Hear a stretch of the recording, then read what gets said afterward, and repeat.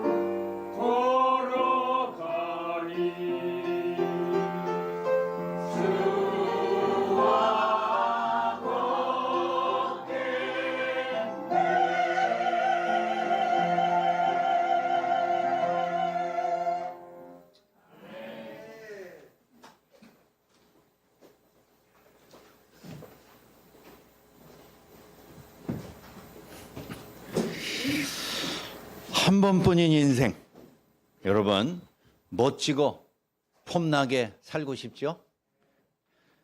사람이 목숨이 여러 개라면은 이렇게도 살아보고 그 반대로도 살아보고 그렇게 실험적으로 살다가 이렇게 사는 게 좋겠다. 마지막에 판단이 되면 마지막 삶을 그렇게 살고 싶어 할 것입니다. 그러나 안타깝게도 모든 생명체는 한 번의 삶이 주어집니다.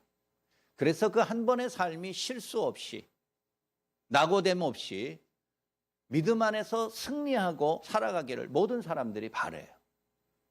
그러면서도 인간은 누구나 다 영화나 드라마에서나 볼 법한 아주 극적인 어떤 변화, 자극적인 삶의 변화를 꿈꾸며 살아갑니다.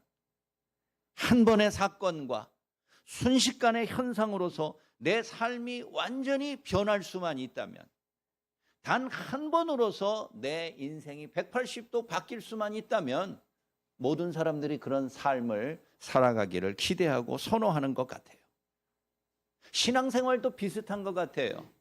내가 신앙생활하면서 어떤 한 사건으로 어떤 한 시기에 내 삶이 드라마틱하게 완전하게 바뀌고 변화되어 나뿐만 아니라 내 주변에 있는 사람들도 다 금방 눈치챌 수 있는 그런 특별한 변화 있는 삶을 많은 사람들이 기대합니다.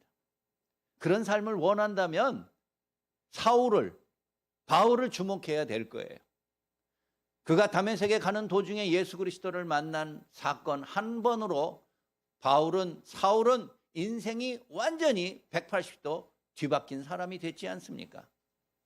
그와 반면에 지난주에 살펴봤던 예수님의 제자 중에 하나였던 사도 베드로는 바울처럼 그렇게 한순간에 완전히 고꾸라지고 거꾸러지고 변화된 삶을 사는 사람이 아니에요. 베드로는 어떻게 보면은 실패와 좌절과 실망과 낙심과 공포와 이런 것들을 끊임없이 조금씩 경험하면서 앞으로 나아갔다 뒤로 다시 물러섰다. 또 앞으로 나아갔다 뒤로 물러섰다. 2보 전진했다 1보 후퇴했다. 이렇게 산 사람입니다. 여러분들은 바울과 같은 삶을 원합니까? 베드로와 같은 삶을 원합니까? 많은 사람들이 바울과 같은 삶을 원한다 할지라도 그렇게 살아갈 수 있는 것은 아닙니다. 또 그렇게 사는 것이 좋은 것도 아니에요. 바울처럼 한 특정한 사건과 시기에 완전히 변화된 삶을 사는 사람도 간혹 있습니다만은 대다수의 사람들은 베드로와 같은 삶을 삽니다. 한 번 만족하고 한 번 실패하고 한 번 앞으로 나아가고 또 한 번 뒤로 물러서고 끊임없는 올라갔다 내려갔다의 삶이 그게 바로 신자의 삶이요 대다수의 삶의 모습이라 할 수 있습니다. 오늘 본문 말씀에서 여전히 베드로의 환상의 사건이 이어져 나옵니다. 오늘 사건은 세 가지 주제를 살펴보게 되는데, 첫째는 올바른 복음이 선포된다는 것이에요. 올바른 복음이 선포된다. 우리는 지난주에 오순절 보혜사 성령을 받은 후에 완전히 변하여 예루살렘 교회의 지도자가 되었던 베드로를 보았습니다. 그는 누가 뭐래도 예루살렘 교회의 최고 지도자예요. 그렇지만 아직도 불완전하고 미성숙한 모습을 보이고 있습니다. 베드로 자신도 그것을 느끼고 나름대로 실망하고 있었던 차예요. 그가 어느 날 기도하다가 환상 중에 하늘에서 큰 보자기와 같은 그릇이 내려와 그 속에 각종 온갖 짐승들이 다 몰려있는 것을 보고서 하나님이 잡아먹으라. 그럴 때 베드로가 3번 거절했습니다. 못합니다. 주여 못합니다. 주인님 나는 못합니다. 그렇게 모순된 대답을 하였습니다. 그러자 우리 하나님께서 베드로에게 말합니다. 내가 깨끗하다 하는 것을 네가 자꾸 속되다 더럽다 그렇게 말하지 말라. 내가 이미 깨끗하게 한 것을 네가 왜 자꾸 스스로 더럽다고 거부하는가? 그런 환상이 있었지요. 베드로는 그 환상에서 깨어났지만 여전히 그 의미를 알지 못했습니다. 하나님이 왜 내게 이런 환상이 주었을까? 이것의 내용이 무엇입니까? 율법적으로 정결한 짐승과 부정한 짐승이 함께 섞여 있는데 가리지 말고 잡아먹으라고 하는 것이 무슨 뜻일까 고민하던 차였어요. 그때 아래층에 사람이 찾아왔습니다. 바로 로마의 백부장 고넬료라는 사람이 베드로를 초청하기 위해서 보낸 사람들이었습니다. 로마의 백부장이 나니까 누구입니까? 결국은 이방인이지요. 유대인의 관점에서 보면 자기들을 지배하고 있는 로마인도 그냥 율법적으로는 배척하고 멀리해야 될 이방인에 불과해요. 그런 사람이 로마인의 입장에서 볼 땐 유대인은 그냥 하찮은 민족 가운데 하나인데 자기의 스승으로 생각하여 사람을 보내 초대한 사건이 벌어진 것입니다. 베드로는 그 사건을 보면서 자기를 로마 백부장이 초대하고 사람을 보낸 것을 보면서 조금 전에 있었던 이 환상의 의미가 무엇인지를 깨닫게 된 것이에요. 하나님이 그 보자기의 환상 속에서 불결하고 부정한 짐승도 가리지 말고 내가 이미 깨끗하게 했으니 잡아먹으라 라는 주님의 말씀이 무슨 뜻인지 비로소 깨달은 거예요. 거기에 율법적으로 부정한 짐승은 이방인들을 말하는 것이었구나. 그 이방인들을 어떻게 대하고 어떻게 정결한 짐승인 유대인처럼 동등하게 대해야 되는 것인지 하나님이 내게 사인을 주신 거구나. 베드로가 그렇게 깨닫게 된 거예요. 그러면서 하나님의 뜻을 깨닫자마자 베드로는 먼 길을 따라 나섰습니다. 베드로가 있는 이곳에서부터 로마 고넬료가 있는 가이사랴 빌립보까지의 거리는 약 50km입니다. 짧은 거리가 아닙니다. 걸어서 말을 타고 가더라도 오랜 시간을 거쳐서 가야 될 곳이 그것이 바로 가이사랴 고넬료가 있는 것이에요. 긴 여행 끝에 드디어 고넬료 집에 도착한 베드로, 거기에서 자기를 학수고대하고 있는 고넬료와 그의 가족들, 그의 친척들, 그리고 그 주변에 있는 많은 이방인들을 만났습니다. 고넬료도 자기가 소문을 듣고서 베드로를 초대한 게 아니에요. 하나님의 뜻에 따라서 요바에 가면은 베드로라는 사람이 방문해 있는데 그 사람을 불러다가 하나님의 말씀을 들으라 주의 명령의 뜻에 따라서 그를 초대한 것이에요. 베드로는 고넬료를 만나자마자 하나님을 찬양했어요. 오늘 우리가 읽지는 않았지만 이 10장 34, 35절에 보면 베드로가 고넬료 가정을 만나자마자 이렇게 말했어요. 베드로가 입을 열어 말하되 내가 참으로 하나님은 사람의 외모를 보지 아니하시고 각 나라 중 하나님을 경외하며 의를 행하는 사람을 다 받으시는 줄 깨달았도다. 그게 고넬료를 만나자마자 한 베드로의 고백이에요. 내가 당신을 보자마자 하나님은 외모로 사람을 판단하시다. 유대인인지 아브라함의 후손인지 그렇지 않은 이방인인지 끝내 배척해야 될 사람인지 하나님이 외모를 가지고 사람을 판단하시지 않는다는 것을 알았다는 거예요. 그래서 의를 행하며 하나님 앞에 경외하며 하나님을 두려워하는 마음을 가지고 있는 사람은 누구라도 출신 배경이 어떻든 과거가 어떠하든 종교적인 관습에 의해서 구별이 어떠하든 관계없이 하나님이 받으시는 줄을 내가 이제야 깨달았다. 알았다. 베드로로서는 놀라운 발견이에요. 오늘 35절에 있는 것처럼 어떤 나라의 백성일지라도 그 혈통과 종교적 관습이 중요한 것이 아니라 하나님을 진정으로 경외하고 의롭게 사는 자들을 하나님이 외모에 구분 없이 자녀로 받아들인다. 이것을 베드로가 고백하였던 것이에요. 그는 고넬료의 집에서 간단하게 설교를 하였습니다. 그 설교의 내용은 한마디로 복음의 선포였어요. 하나님의 복음이란 무엇이냐? 이런 것이다 라는 내용을 오늘 말씀 우리가 읽진 않았지만 그 앞의 내용을 통해서 선포하고 고백을 하였어요. 하나님의 아들로 오신 나사렛 예수가 왜 그리스도가 되셨는지, 그리고 모든 사람이 출신과 관습에 상관없이 예수의 이름을 믿고 고백할 때 죄를 용서받아 구원에 이른다. 베드로가 그렇게 설교했어요. 여러분, 우리가 아는 복음과 뭐가 다릅니까? 베드로가 전한 짧은 설교의 내용은 복음을 대해서 우리 모두가 아는 것하고 99.9%가 동일해요. 같은 복음의 말씀을 설교하고 증거했어요. 베드로는 몇 시간 전까지만 하더라도 당당하지 못한 신앙인이었어요.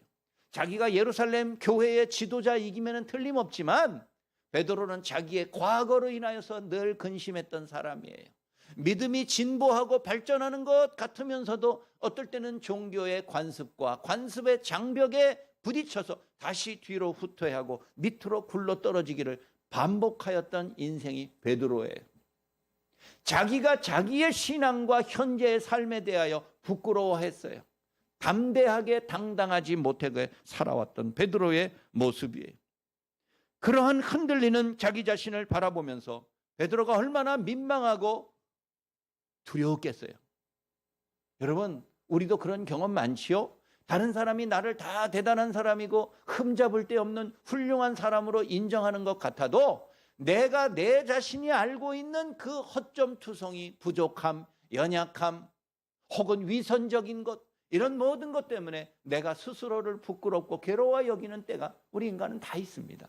누구에게나 있고 언제라도 있는 것이에요. 베드로가 그래요.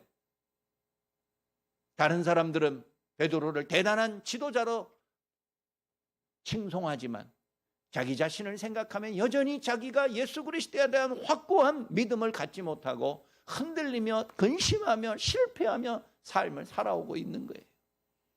그러다가 베드로 자신이 고넬료의 초대를 보고서야 비로소 복음이 무엇인지를 깨달은 거예요.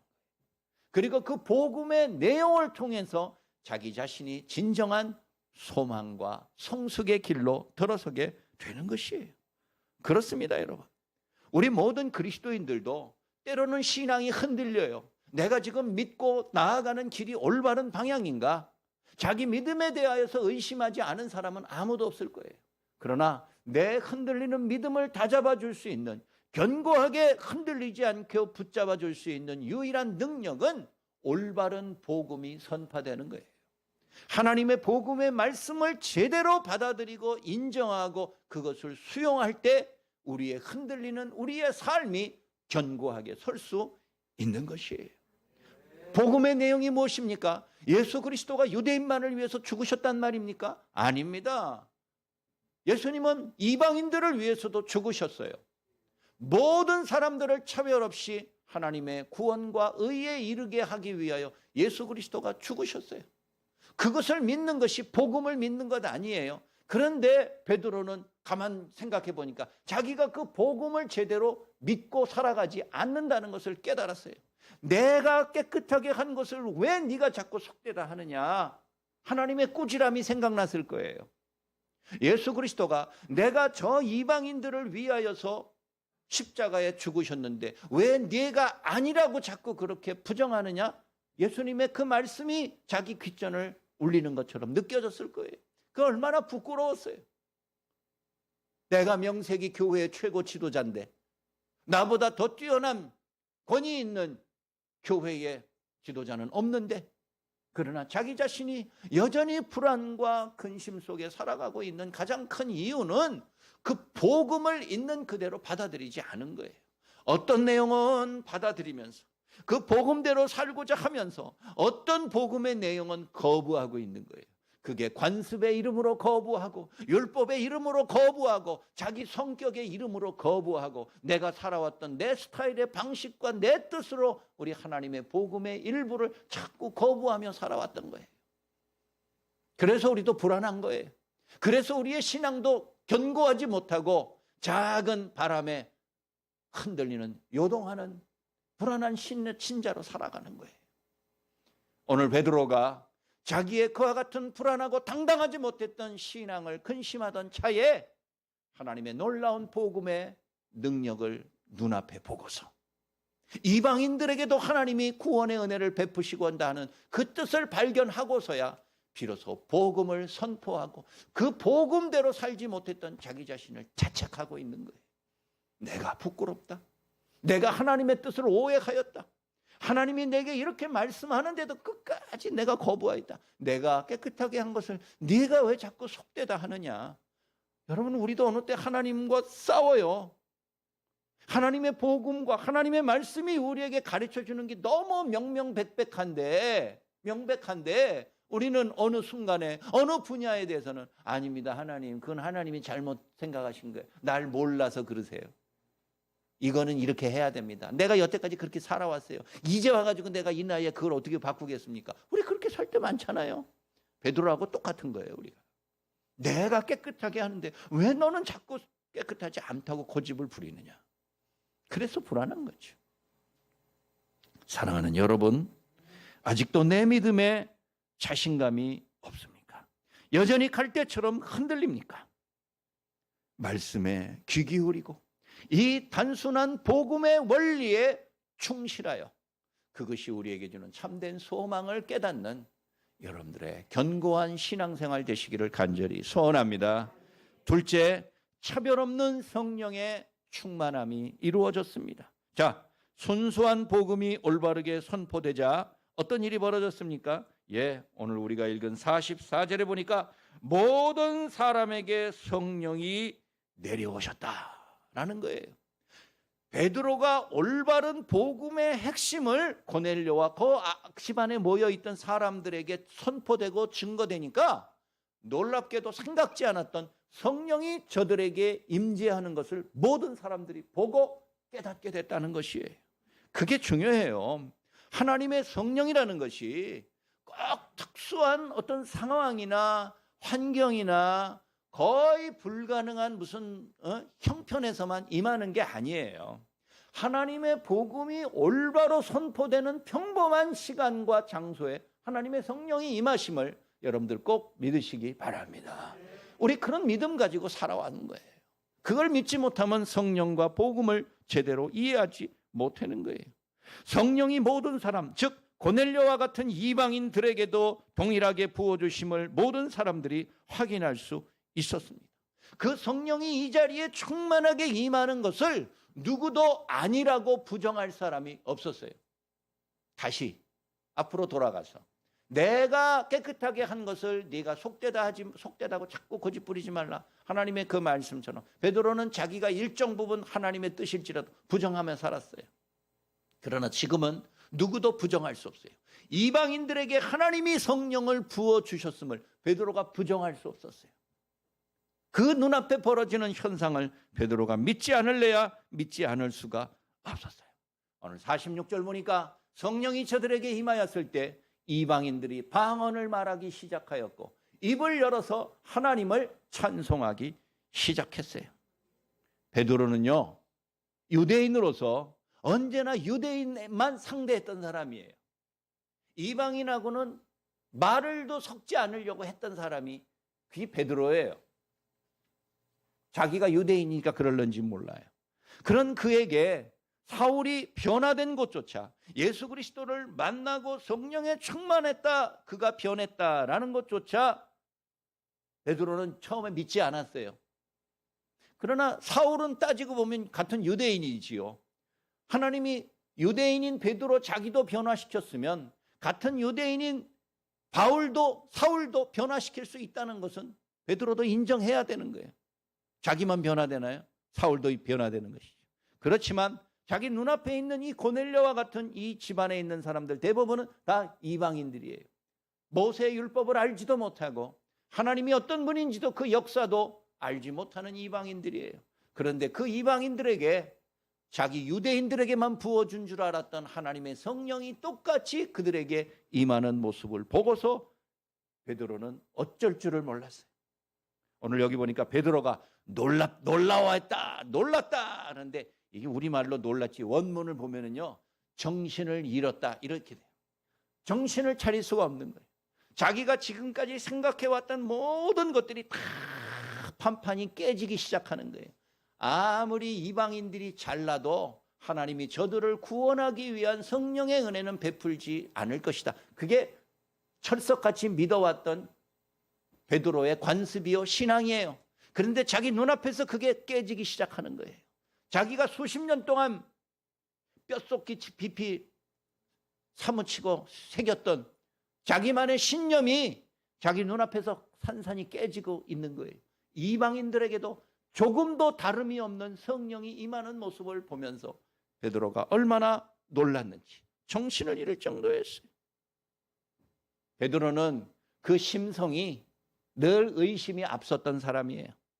그래서 자기 손으로 만져보기 전에는 그리스도의 부활도 믿지 못했던 베드로처럼 웬만하면은 처음에 부인부터 하는 그런 불안한 믿음을 갖고 산 사람이에요.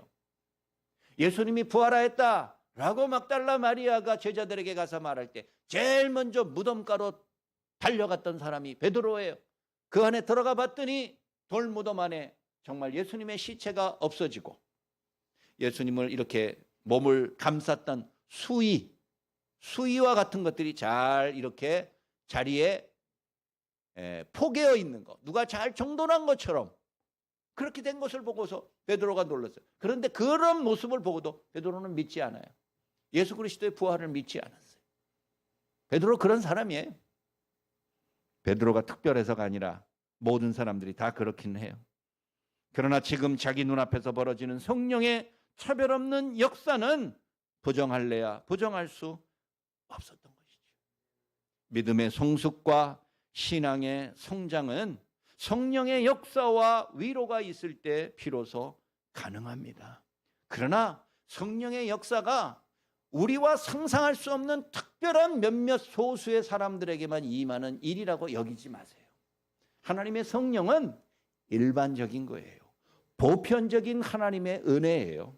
우리와 같은 이 작은 모임 가운데서도 성령은 똑같이 임할 수 있으며 지금 이 자리에도 하나님의 거룩한 성령이 우리 가운데 임재하는 것을 의심하지 마시기 바랍니다. 그런 성령이 우리 가운데 임한다는 것을 확신하면서부터 우리의 신앙이 조금씩 성장하고 성숙할 수 있는 거예요. 나중에 바울은 갈라디아서 5장 22, 23절에서 성령의 9가지 열매에 대하여서 강조하였습니다. 우리가 잘 알죠? 사랑, 희락, 화평, 오래 참음, 그 다음에 뭐죠? 양선, 충성, 화평, 온유, 절제. 9가지의 열매는 성령이 아니더라도 우리가 믿지 아니하는 사람도 그런 열매를 얻을 수는 있어요. 온유한 마음을 꼭 예수를 믿어야지 같습니까? 절제하는 마음은 불신자들 가운데 더 잘하는 사람들도 있어요. 예수 믿는 사람들 가운데 버럭 화내는 사람들 많아요. 벌컥하는 사람은 자기 자신을 통제하지 못하는 사람도 많아요. 그러나 바울이 우리에게 주신 성령의 9가지 열매는 처음부터 짠 하고 열매가 맺히는 게 아니고 조금씩 성숙하고 자라는 모습을 내가 느낄 수 있어요. 내가 과거에는 희락, 기쁨이 없었는데 내가 작은 일에 기뻐하는 나 자신을 발견하면서부터 그게 성령이 내 안에서 성숙해 하는 열매라는 것을 아셔야 돼요. 그런 9가지의 열매를 통하여서 우리는 성령의 임재함과 성령의 충만함이 내 삶을 결정적으로 성숙시켜 나가는 하나님의 뜻이요 하나님의 시간이라는 것을 알게 되는 것이에요. 바울처럼 그 인생이 단번에 번개치듯이 한 번에 변화되는 사람도 없지는 않지만 여기 있는 이 베드로처럼 끊임없는 삶의 신앙의 좌절과 실패와 전진과 후퇴를 계속해서 반복하면서 조금씩 성장해 나가는 사람들이 있는 거예요. 우리가 바로 그런 사람들이에요. 하나님의 성령이 우리 가운데 임재하여 여기 있는 9가지 열매 이외의 모든 하나님의 은혜의 열매들이 내 안에서 조금씩 자라고 또 그것을 통해서 내 삶이 풍요롭고 만족해지는 영적 성숙의 기쁨을 누리시는 여러분들의 삶이 되시기를 간절히 소원합니다. 마지막 셋째는 세례를 통하여 연합을 깨닫는 것입니다. 베드로는 고넬료의 초청으로 그를 만나기 전까지 여전히 의심을 거두지 않았습니다. 과연 하나님께서 이방인들을 자기와 같은 유대인들처럼 사랑하셔서 똑같이 구원을 주실까 의심하였어요. 그러나 복음이 올바로 전파되고 자기 눈앞에 성령이 역사하는 것을 확인한 후에 베드로는 이제는 일말의 의심을 다 떨쳐버리고 진정한 하나님의 뜻을 받아들이게 된 것이에요. 이것이 영적 성숙의 모습이지요. 그러자 베드로는 그 집안에 있던 고넬료 때문에 모인 이방인들이 수십 명이 있었을 거예요. 그 사람들을 보고서 내가 이제 이 사람들도 우리와 똑같은 하나님의 백성이 된 것을 확신하는데 내가 저들에게 세례를 베풀지 않을 이유가 없다. 이렇게 선언을 했어요. 베드로가 고넬료 집에 방문할 때 베드로 혼자 간 게 아닙니다. 자기와 같은 비슷한 형편에 있는 사람들을 데려고 갔어요. 몇 명인지는 모르지만 유대인들이에요. 베드로는 어찌 보면 전형적인 유대인들을 상징적으로 보여줘요. 베드로는 이 고넬료가 자기를 초청할 때부터 눈치를 봤어요. 가야 되나 말아야 되나. 왜? 이방인이니까. 자기는 한 번도 이방인하고 상종한 적이 없어요. 베드로는. 성령을 받아서 예루살렘 교회 최고 지도자가 된 이후에는 더더욱 유대인들에게만 전도했어요. 그런데 그를 50km나 떨어진 먼 곳에서 자기를 초대한 로마인의 초대에 자기가 굳이 응할 이유는 없었어요. 그런데 가야 된다는 확신이 있었어요. 그러면서도 마음에 조심함이 있어요. 왜? 자기랑 같이 가는 유대인들을 의식하지 않을 수가 없어요. 저 사람들이 내가 이방인들과 함께 먹고 마시며 그들과 교제하고 그들에게도 복음이 있다라고, 그들에게도 구원이 있다라고 전하면 이 같이 간 유대인들이 자기를 고발할지 몰라요. 유대 사회에서 자기를 나쁘게 말할지 몰라요. 그 베드로는 그게 두려워요. 우리 인간도 다른 사람의 시선을 얼마나 많이 의식하며 살아갑니까? 나는 떳떳하고 당당한데 그래도 다른 사람의 이목을 생각해서 내가 절제하고 자제하고 아닌 척 나를 위장하고 감추는 일들이 얼마나 많아요. 베드로도 마찬가지예요. 여전히 관습에 묶여 있어서 자기의 뼛속까지 스며든 그 율법의 관례에 자기가 물들어 있어서 그렇게 하지 못해요. 다른 사람의 이목 때문에 그렇게 표현하지 못했어요. 그런데 오늘 이 마지막 순간에 성령이 마지막 저들에게 임하는 모습을 보고서야 베드로는 모든 것을 다 받아들이고 용납하기로 결심했어요. 그리고 주변에 있는 사람들에게 당당하게 말합니다. 저들에게 세례를 베푸는 일에 누가 거리낌이 있으리요? 무슨 거리낌이 있으리요? 아무도 막을 수 없고 어떠한 이유로도 주저할 수 없다. 그렇게 선언을 하였어요. 그리고 옆에 같이 갔던 유대인들에게, 그리고 같이 갔던 사도나 제자들에게 말하기를 여기 있는 수많은 사람들에게 세례를 베풀라. 베드로가 그렇게 명하여 세례를 베풀었습니다. 여러분, 세례가 무엇입니까? 완전한 그리스도인이 되었다는 공적인 선포가, 행위가 그게 세례예요. 베드로도 사도행전 2장 41절에 보면은 그가 유대인들에게 설교함으로써 세례받는 숫자가 하루에 3,000명이나 되었다라는 것을 강조한 적이 있어요. 세례받는 사람의 숫자가 3,000이다라는 거예요. 그냥 한번 예루살렘 교회에 구경 삼아 와본 사람들이 아니고요. 자기의 모든 지난날의 율법적인 사고방식을 버리고 새로운 삶의 체계인 기독교, 예수 그리스도의 복음을 받아들이겠다라고 작정한 사람이 3,000명이라는 거예요. 그 3,000명이 뭘 받았다고요? 세례를 받았다는 거예요. 세례 받는 것이 중요해요, 여러분. 예나 지금이나 세례가 중요해요. 그거는 공적인 발생.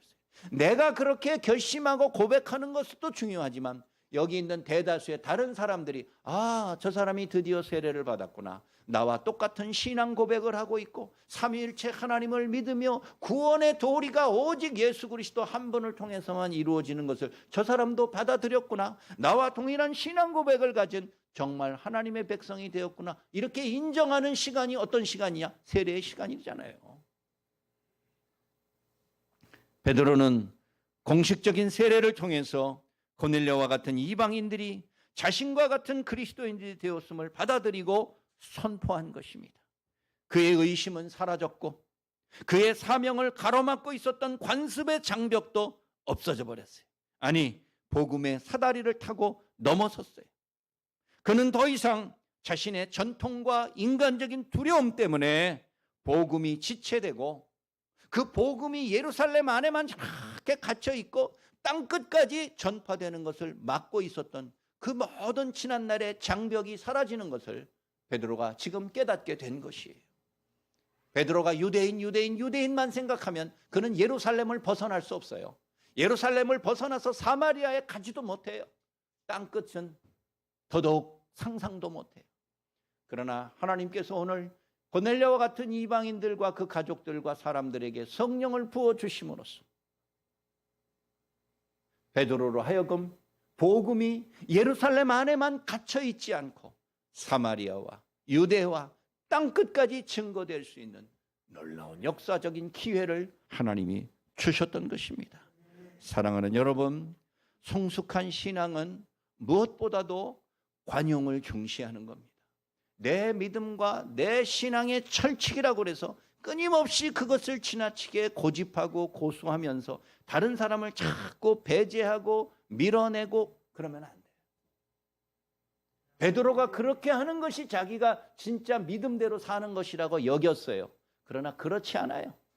예수 그리스도의 복음은 모든 사람들에게 차별 없이 주어지는 하나님의 능력이요 구원의 도리예요. 그것을 왜 내가 독점합니까? 그것을 어찌하여 우리들끼리만 가질 수 있단 말입니까?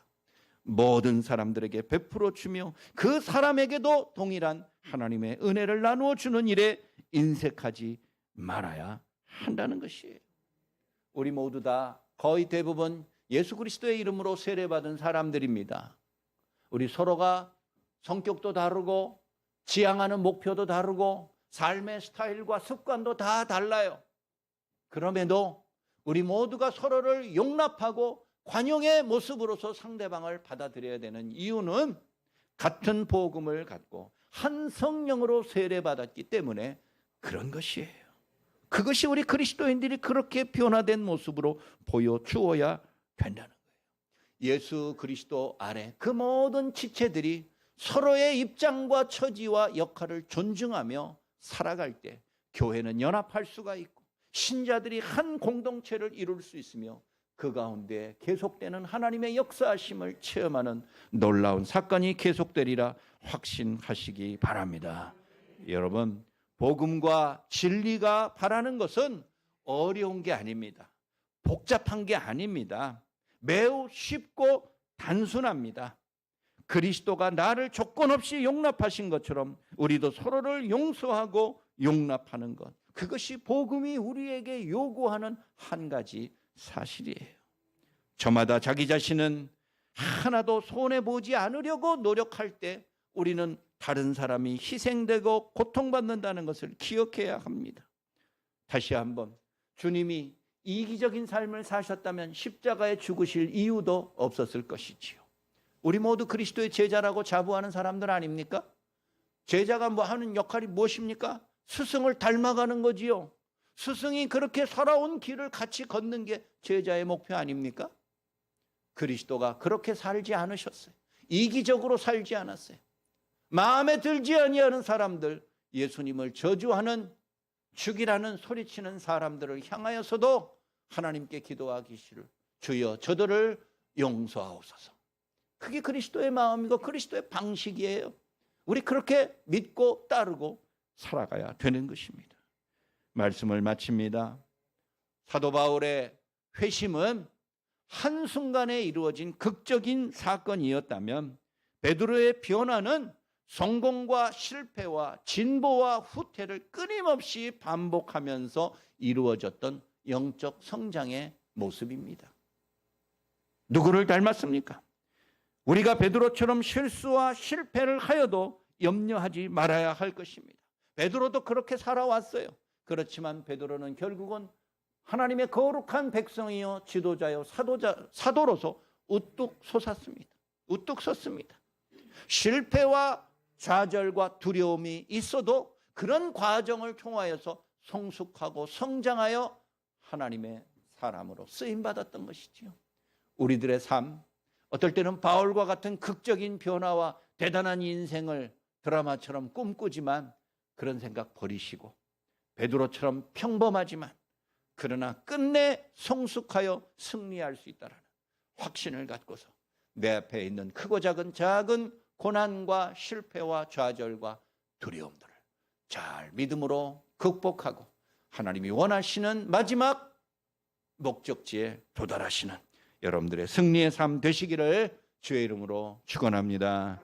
자비하신 아버지 하나님, 주의 놀라운 능력과 은혜와 사랑을 생각하며 감사합니다. 우리 모두는 연약하고 베드로처럼 실수가 많고 의심이 많고 이기적인 사람인 것을 부정하지 못합니다. 그럼에도 우리가 소망이 있는 것은 그러한 베드로를 끝내 사용하셔서 성장 성숙해 시키셔서 하나님의 놀라운 도구로 사용하셨음을 알기 때문입니다. 아버지 하나님, 지금은 내 자신이 초라하고 부족하고 미약하고 모든 면에 있어서 내세울 것이 없는 인생이라 할지라도 하나님이 그러한 나를 빚으시고 잘 깎고 다듬으셔서 하나님의 거룩한 나라를 위한 귀한 일꾼으로 사용하게 될 줄 믿습니다. 복음으로 변화되게 하여 주시고 나의 모든 탐욕적인 마음들을 내려놓게 하시고 하나님의 뜻을 날마다 구할 수 있는 믿음의 삶 되게 하여 주옵소서. 우리 주 예수 그리스도의 이름으로 간절히 기도하옵나이다. 아멘. 우리 다 같이 일어나셔서 찬송가 183장 부르겠습니다. 빈들의 마른 불같이 시들은 나의 영혼, 주님이 약속한 성령 간절히 기다리네. 가물어 메마른 땅에 단비를 내리시듯 성령의 단비를 부어 새 생명 주옵소서. 반가운 빗소리 들려 산천이 춤을 추네. 봄비로 내리는 성령 내게도 주옵소서. 가물어 메마른 땅에 단비를 내리시듯 성령의 단비를 부어 새 생명 주옵소서. 절 따라 우로를 내려 초목의 무성하니 갈급한 내 심령 위에 성령을 부으소서. 가물어 메마른 땅에 단비를 내리시듯 성령의 단비를 부어 새 생명 주옵소서. 참되신 사랑의 언약 어길 수 있사오랴. 오늘의 급족한 은혜 주실 줄 믿습니다. 가물어 메마른 땅에 단비를 내리시듯 성령의 단비를 부어 새 생명 주옵소서. 아멘. 모든 믿는 자들에게 차별 없이 구원의 도리를 베푸시며 영생의 열매를 주시는 예수 그리스도의 은혜와 창조주 하나님의 사랑과 성령님의 위로 교통 충만케 하심이 좌절과 실패와 눈물을 통하여서 고난의 과정을 통하여서 영적으로 성숙하고 성장하기를 소원하는 머리 숙인 모든 주의 자녀들 위에 이제부터 영원까지 항상 함께 하실지어다. 아멘.